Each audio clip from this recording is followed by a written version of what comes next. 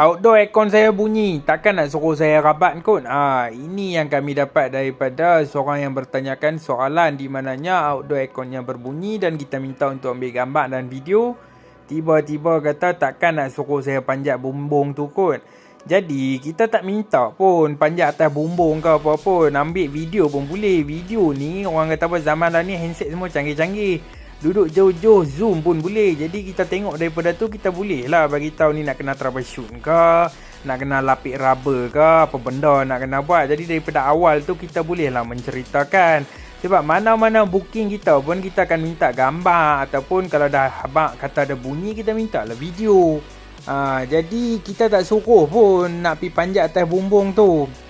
Hampa boleh je request technician kami untuk datang, anda troubleshoot, kita yang rabat atas bumbung hampa, kita check.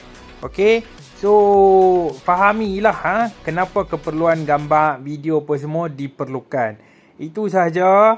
Apa-apa persoalan duk tanya dalam WhatsApp saja, kita tak boleh nak bagi jawapan dan costing sebab kita bukan bomoh sejuk beku. Okay, apa-apa kena minta technician hadir untuk periksa baru boleh bagi costing. Thank you, bye bye.